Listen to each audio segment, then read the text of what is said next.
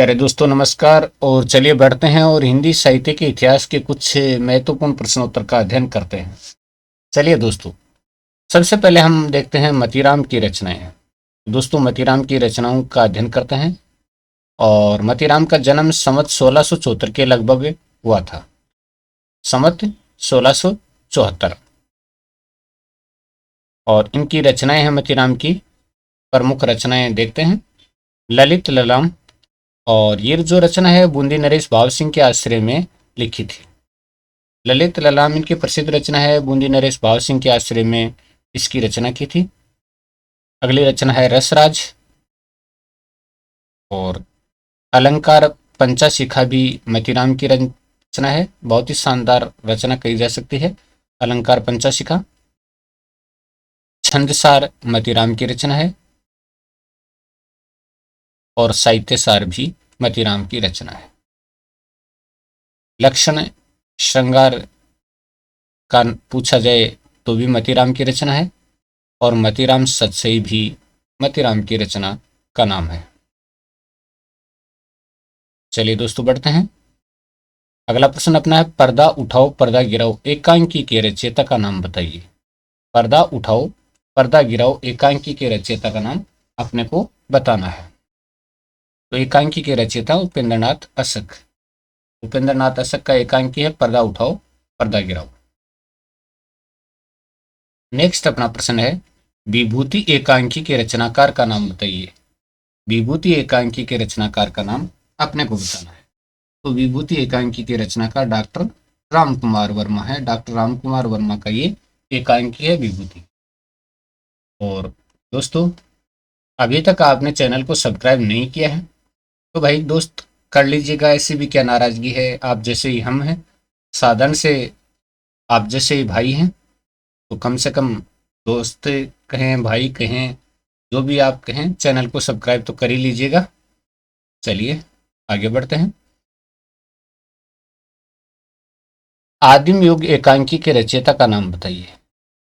और अगली एकांकी का नाम है आदिम युग। और एकांकी के रचयिता का नाम अपने को बताना है कि आदिम युग एकांकी के रचयिता कौन है। आदिम युग एकांकी के रचयिता हैं उदय शंकर भट्ट। उदय शंकर भट्ट का ये एकांकी है। अगला है, मनोविकारों से संबंधित सबसे ज्यादा निबंध किसने लिखे। मनोविकारों से मनोविकारों से संबंधित सबसे ज्यादा निबंध लिखने वाले कौन थे। इसका सीधा सा उत्तर है आचार्य रामचंद्र शुक्ल। आचार्य रामचंद्र शुक्ल ने भाव और मनोविकारों से संबंधित सबसे ज्यादा निबंध लिखे थे। नेक्स्ट है, हरिवंश राय बच्चन का जन्म कब हुआ। हरिवंश राय बच्चन जी का जन्म कब हुआ था। तो हरिवंश राय बच्चन जी का जन्म 1907 में इलाहाबाद में हुआ था। इलाहाबाद में हरिवंश राय बच्चन जी का जन्म हुआ था। हरिवंश राय बच्चन जी की मधुशाला रचना कब प्रकाशित हुई। तो हरिवंश राय बच्चन जी की प्रसिद्ध रचना है मधुबाला मधुशाला मधु कलश। तो यहाँ पर हम कर रहे हैं मधुबाला। तो मधुबाला कब प्रकाशित हुई, 1938 में प्रकाशित हुई थी मधुबाला रचना। ठीक है जी। सिकंदर एकांकी के रचनाकार का नाम बताइए। सिकंदर एकांकी प्रसिद्ध एकांकी है और इसके रचनाकार का नाम अपने को बताना है। तो भुवनेश्वर को एकांकी सिकंदर। ठीक है जी। उक्ति व्यक्ति प्रकरण के रचनाकार दामोदर पंडित किसके सभा कवि थे। यानी उक्ति व्यक्ति प्रकरण जो रचना है प्रसिद्ध रचना है, इसके रचनाकार थे दामोदर पंडित। और किसके सभा कवि थे, तो ये सभा कवि और गोविंद चंद्र के सभा कवि और पंडित थे। सभा कवि पंडित थे। ठीक है, ठीक है जी। आगे बढ़ते हैं प्रश्न। लोकोन्मुख जीवन दृष्टि हिंदी साहित्य के किस काल के कवि की विशेषता है। बहुत ही अच्छा प्रश्न है। लोकोन्मुख जीवन दृष्टि हिंदी साहित्य के किस काल के कवि की विशेषता है। कौन से काल के कवियों की विशेषता है। आदि काल के कवियों की क्या है विशेषता है, लोकोन्मुख जीवन दृष्टि। अगला है, भक्ति द्राविड़ उपजी लाए रामानंद, ये कथन किसका है। ये कथन किसका है, भक्ति द्राविड़ उपजी लाए रामानंद। तो ये कथन है कबीरदास जी का। कबीरदास जी का कथन है ये। मैथिली शरणगुप्त के काव्य नाटकों के नाम बताइए। यहाँ काव्य नाटकों के नाम हम पढ़ रहे हैं। मैथिली शरणगुप्त जी काव्य नाटक, तो आनक काव्य नाटक है, ठीक है जी। तिलोत्तमा भी इनका काव्य नाटक है। चंद्रहास भी इनका काव्य नाटक है। अनक, तिलोत्तमा, चंद्रहास। चलिए, मैथिली शरणगुप्त की बांग्ला भाषा से रचनाओं का नाम बताइए। तो बांग्ला भाषा की रचनाएं कौन कौन सी हैं? वीराणी वरंजागना है, प्लासी का युद्ध है। तो वीराणी वरंजागना भी बांग्ला भाषा से अनुदित रचना है। प्लासी का युद्ध भी बांग्ला भाषा की अनुदित रचना है। और मेघनाथ वध भी बांग्ला भाषा से अनुदित रचना है। और वीरांगना भी बांग्ला भाषा से अनुदित रचना है। चलिए, उत्पन्ना द्रविड़ साहम ये कथन किस ग्रंथ में कहा गया है? उत्पन्ना द्रविड़ साहम ये कथन किस ग्रंथ में कहा गया है? तो ये कथन कौन से ग्रंथ में कहा गया है? श्रीमद् भागवत पुराण में कहा गया है, ठीक है जी। अगला है, वरण रत्नाकर की रचना किसने की? ज्योतिरीश्वर ठाकुर ने वरण रत्नाकर की रचना की थी। किसने? ज्योतिरीश्वर ठाकुर ने। अगला क्वेश्चन, आश्रयदाताओं की प्रशंसा हिंदी साहित्य की किस काल की विशेषता है? आश्रयदाताओं की प्रशंसा हिंदी साहित्य की किस काल की विशेषता है? तो ये विशेषता आदिकाल की, आदिकाल के। चलिए, अगला है, तुलसीदास जी का जन्म कब हुआ था? सन 1532 में तुलसीदास जी का जन्म हुआ था। नेक्स्ट क्वेश्चन अपना है, विनय पत्रिका की भाषा कौन सी है? विनय पत्रिका की भाषा ब्रज भाषा है। विनय पत्रिका की भाषा कौन सी है? ब्रज भाषा है। वीरतापूर्ण रचना हिंदी साहित्य की किस काल की विशेषता रही है? यानी वीरत्व के भावों से परिपूर्ण, वीरता के भावों से परिपूर्ण रचना हिंदी साहित्य की किस काल की विशेषता रही है? तो ये रही है आदिकाल की विशेषता। नेक्स्ट क्वेश्चन है, आध्यात्मिकता साहित्य यानी आध्यात्मिकता आत्मा परमात्मा से संबंधित साहित्य के किस काल की के कवियों की विशेषता रही है? कौन से काल के कवियों की विशेषता रही है? तो ये आदिकाल के कवियों की विशेषता रही है आध्यात्मिकता से संबंधित साहित्य, आध्यात्मिक साहित्य भी कह सकते हैं। चलिए, श्रृंगार से परिपूर्ण काव्य रचना किस काल के कवियों की विशेषता रही है? श्रृंगार से परिपूर्ण काव्य रचना भी किस काल के कवियों की विशेषता रही है? तो ये विशेषता भी आदिकाल के कवियों की विशेषता रही है, यानी श्रृंगारस का चित्रण भी किया गया है। पार्वती मंगल और जानकी मंगल की भाषा है।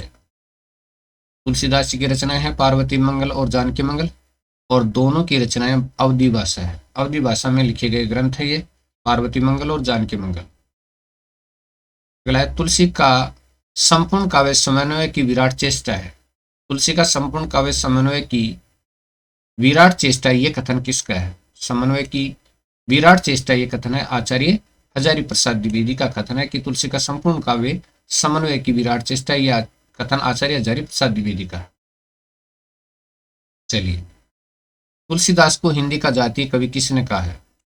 तुलसीदास को हिंदी का जातीय कवि किसने कहा था? रामविलास शर्मा ने कहा था तुलसीदास को हिंदी का जातीय कवि। किसने? रामविलास शर्मा ने। तुलसीदास को रूपकों का बादशाह किसने कहा था?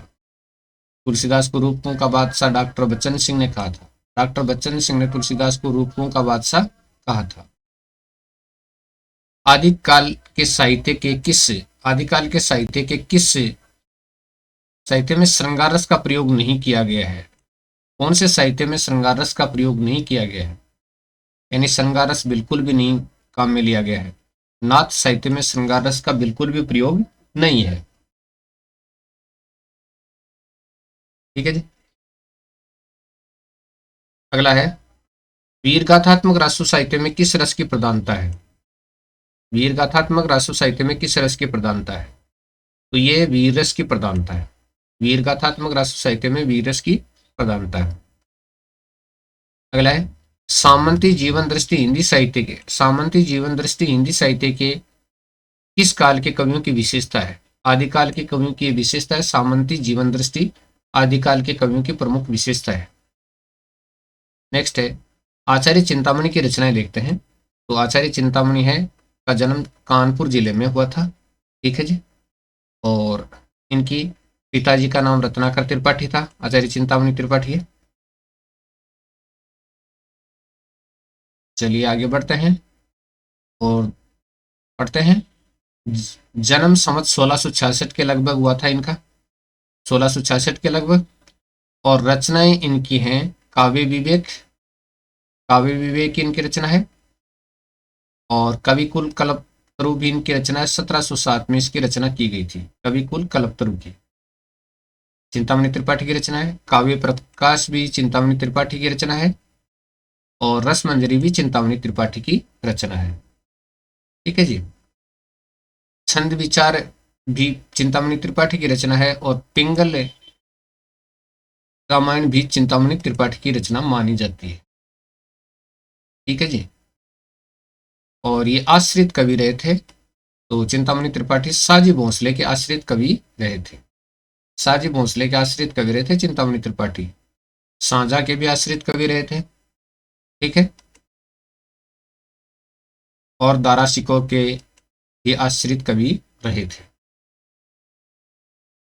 अगला क्वेश्चन है